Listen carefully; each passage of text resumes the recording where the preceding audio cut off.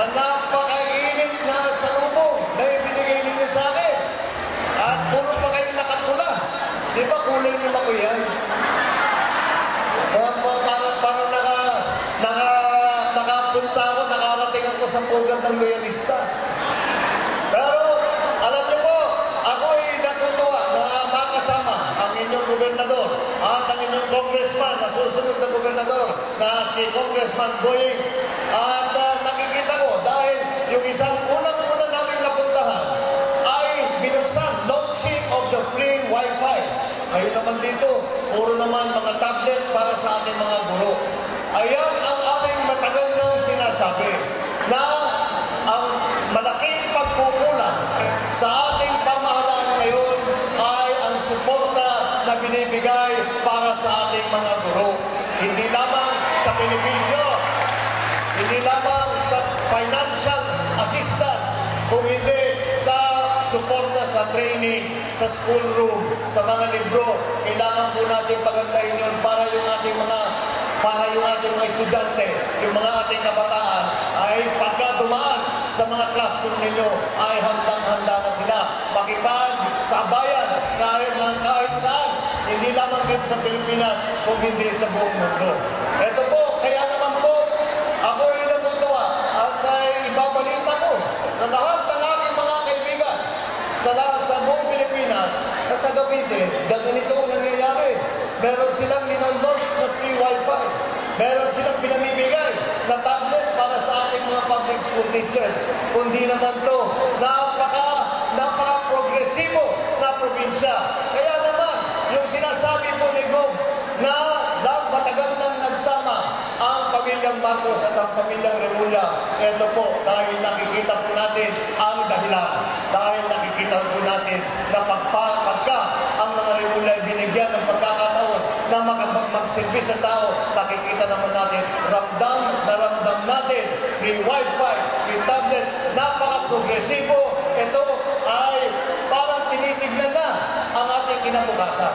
Kaya po ako ay tumakbo bilang kandidato para sa vice-presidente para sa aking mga advokasya. Ang aking pong nakikita kapag ako umiikot ang maraming pagbubulat ng ating pamahalaan. At isa na ron ang sa larangan ng edukasyon. At ito ay kailangan natin ayusin. Ngunit kailangan natin malaman kung paano tayo umabot sa ganito.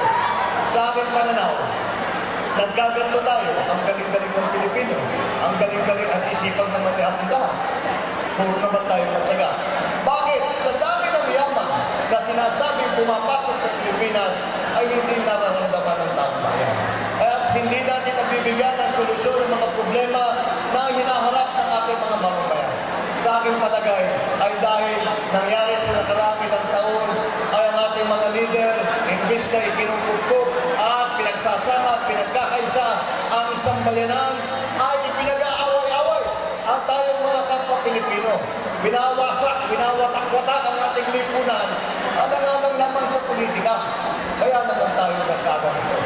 Kaya kapag ako'y umiikot, lagi kong sinasabi na kailangan na natin ibalik sa pag-iisip, hindi lamang na sa taong bayan, kung hindi sa ating mga leader, ang pagkakaisa.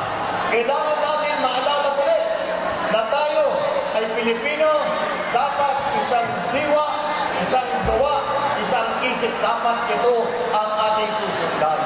Hindi mangyayari po yun kung hindi tayo makapagpili ng mga kandidato na pinag-aralan at tinignan ang kanilang record kung sila ba ay nagpapag-away ng kapwa Pilipino o pinagkakaisa.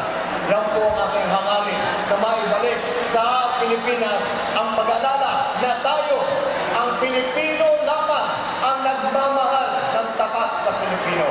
Ang Pilipino lamang ang tutulong sa Pilipino. Yan po ang napakasimpleng mensahe ng aking kandidatura. Kaya, ito sa suporta ninyo, sa tulong ninyo, pagka ako ay nabigyan ng pagkakataon at manuklok sa mataas na posisyon, asahan po ninyo, babalikan ko po kayo at sihingin ko yung suporta ninyo upang magkaisa muli ang ating bansa. Magkaisa ang mga Pilipino, nagtutulungan, nagmamahalan. Yan po ang aking hangarin. Yan po ang hamon ng ating bansa sa ating ngayon. Kaya sagutin natin ang hamon na yun. At kayo ang magsusuporta, simulan lang natin dito sa Cavite dahil kitang-kita kung gaano kaganda ang takbo ng buhay kapag nagkakaisa. Maraming salamat.